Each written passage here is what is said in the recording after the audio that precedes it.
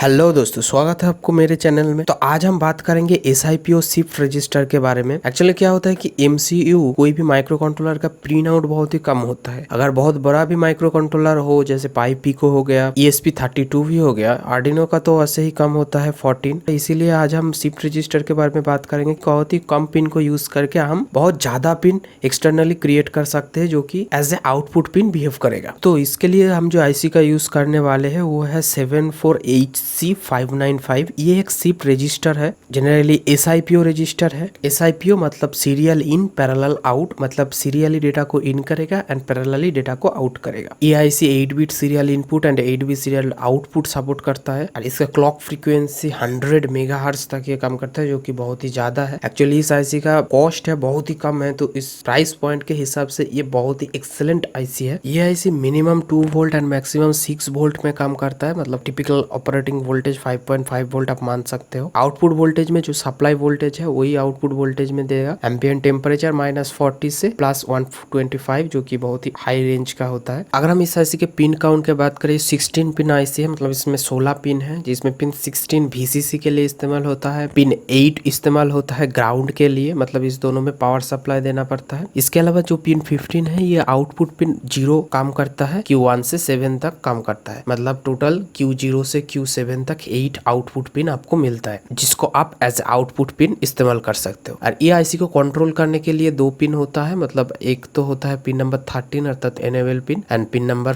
10 reset pin. Reset pin को आपको generally high करके रखना पड़ता है एंड एनेबल पिन को आपको जनरली लो करके रखना पड़ता है। इसके अलावा डेटा के लिए, मतलब डेटा एंट्री के लिए 3 पिन है, जहाँ पर 14 मतलब ये डेटा इन करेगा और 12 एंड 11 ये 3 पिन MCU के साथ कनेक्टेड होता है। MCU यानी कि माइक्रो कंट्रोलर के साथ कनेक्टेड होता है, जनरली SPI प्रोटोकॉल से कनेक्टेड होता है। पिन 11 जनरली क्लॉक पिन होता है, मतलब ये पिन नंबर 13 के साथ कनेक्टेड होगा। पिन नंबर 12 ये लैच पिन होता है, ये कोई भी माइक्रो कंट्रोलर की पिन के साथ कनेक्टेड हो सकता है। और पिन नंबर DS और पिन 14 जो कि DS पिन है या फिर डेटा पिन है, वो जनरली पिन नंबर 11 के साथ कनेक्टेड होगा। ये SPI कॉन्फ़िगरेशन में कनेक्टेड होता है। अगर आप नहीं जानते कि SPI कॉन्फ़िगरेशन क्या है, SPI में आर्डिनो के साथ 4 पिन कनेक्टेड होता है, मतलब SPI कम्युनिकेशन में आप 4 पिन यूज में ले सकते हो। एक क्लॉक पिन होता है जो कि आर्डिनो यूनो या फिर नैनो का 13 नंबर पिन होता है, यहाँ पर वो पिन नंबर 11 के साथ कनेक्टेड होगा। यहाँ पर ये क्लॉक पिन हमारा IC का पिन नंबर 11 के साथ कनेक्टेड होगा। उसके बाद एक पिन होता है MISO, मतलब मास्टर इन स्लेब आउट, मतलब ये स्लेब से डेटा इन करेगा, मतलब डेटा रीड करेगा। ये जो IC है ये आउटपुट पिन के लिए काम करता है, ना कि इनपुट के लिए। इसके मतलब इसमें डेटा रीड करने का कोई जरूरत नहीं, इसीलिए MISO जो पिन है SPI का, ये हमारा कोई भी काम में नहीं आएगा। इसके बाद आता है D11 जो कि है MOSI मतलब मास्टर आउट स्लेव इन। ये डेटा आउट के लिए काम आता है, इसीलिए हमारा जो 40 नंबर पिन है या फिर डेटा पिन है वो इसके साथ कनेक्टेड होगा। इसके बाद पिन आता है स्लेव सिलेक्ट पिन या फिर स्लेव CS पिन। ये माइक्रो कंट्रोलर की कोई भी पिन के साथ कनेक्ट होगा। ये एक एक स्लेव के लिए एक एक पिन डेडिकेटेड होता है। तो यही होता है SPI कम्युनिकेशन।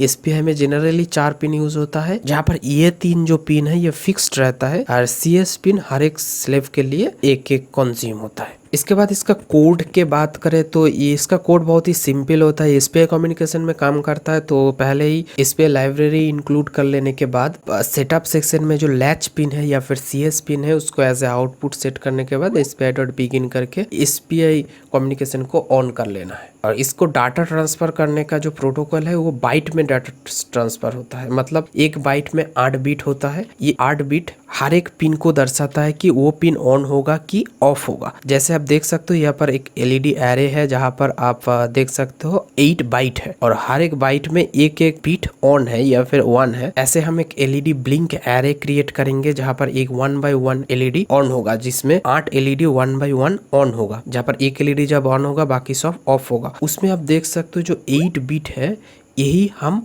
डायरेक्टली जो चिप में वो उसमें सेंड करेंगे एसपीआई कम्युनिकेशन के थ्रू। इस बाइट के माध्यम से ही 8 बिट का जो स्टेज है वो डिटरमाइन होता है। ओके, एसपीआई कम्युनिकेशन में आपको डेटा सेंड करने के लिए आपको पहले लैच पिन को लो करना पड़ता है, उसके बाद एसपीआई डॉट ट्रांसफर करके डेटा को सेंड करना पड़ता है। उसके बाद जब डेटा सेंड हो जाए तब लैच पिन को हाई कर देना पड़ता है। इसका मतलब डेटा सेंड हो गया। ऐसे ही आप देख सकते हो ये फुल लूप में काम कर रहा है। डिले है 500 मिली सेकेंड, मतलब 500 मिली सेकेंड के बाद ये ऑन होगा एलईडी। आप देख सकते हो ये जो एलईडी है ये वैसे ही काम कर रहा है। कभी कभी एलईडी अनलाइकली बिहेव कर सकता है, ख्याल रखना कि आपका कनेक्शन में कोई डिस्टर्ब ना हो। जैसे कि इस सेटअप में अगर आप देखते हो तो देख सकते हो कि यहाँ पर मैंने पावर की ही कनेक्शन नहीं किया, उसके बाद भी आईसी चल रहा है 3 वायर में, मगर आप ध्यान रखना कि कनेक्शन प्रॉपर हो। तो दोस्तों ये तो हो गया कोडिंग के एक पार्ट, और एक पार्ट में आप शिफ्ट आउट इस्तेमाल कर सकते हो। तो क्या होता है कि एसपीआई कम्युनिकेशन में आपको ये 3 पिन के 2 पिन रखना ही पड़ता है, pin number 13 and pin number 11। मगर आप चाहो तो ये नहीं इस्तेमाल कर सकते हो।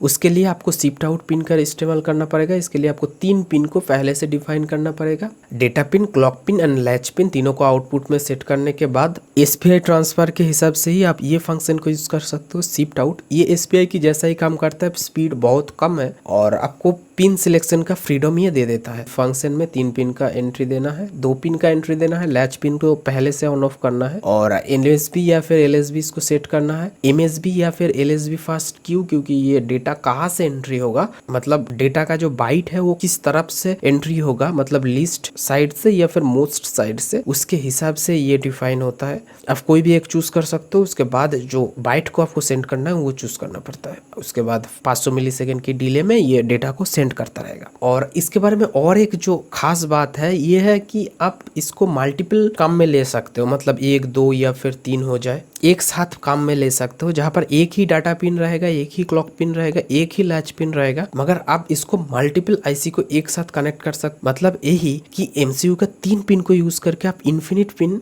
जनरेट कर सकते हो। ऐसे ही बहुत सारे आईसी को सीरियल में कनेक्ट करके एक का डेटा आउट पिन मतलब पिन नंबर 9 के साथ और एक आईसी का डेटा पिन के साथ कनेक्ट करना पड़ता है। और इसमें जो डेटा ट्रांसफर होगा वो जितना आईसी होगा उसके लिए उतना ही बाइट डेटा ट्रांसफर करना पड़ता है। वहां पर आपको लैच पिन को लो करने के बाद एसपीआई या फिर शिफ्ट आउट उतना बार जितना आईसी होगा उतना बार डेटा ट्रांसफर करना पड़ेगा, हर एक आईसी के लिए 1-1 बाइट। उसके बाद लैच पिन को हाई कर देना है और आपको डेटा ट्रांसफर हो जाएगा। डेटा ट्रांसफर के लिए ये बात याद रखना कि आप जो पहला बाइट सेंड करेंगे वो लास्ट जो आईसी कनेक्टेड है चेन में उसमें पहुंचेगा। जैसे आप देख सकते हो एमसीयू से अगर इस आईसी को डेटा आया और इससे ये आया तो पहला बाइट आएगा इस आईसी में और सेकंड बाइट आएगा इस आईसी में। ओके, तो आपको ये वीडियो कैसा लगा आप कमेंट में बताइए। अगर अच्छा लगा तो लाइक कर दीजिए या फिर ऐसे वीडियो के लिए चैनल को सब्सक्राइब भी कर सकते हो, क्योंकि आगे आने वाले वीडियो में हम इस आईसी के प्रॉब्लम के बारे में बात करेंगे। क्यों ये आईसी इतना अच्छा होने के बाद भी बहुत सारे जगह पर हम इसको यूज नहीं करते और क्यों नहीं करते, कहाँ पर नहीं करना चाहिए, कहाँ पर ये वेस्ट है। मिलते हैं नेक्स्ट वीडियो में दोस्तों, तब तक के लिए जय हिंद।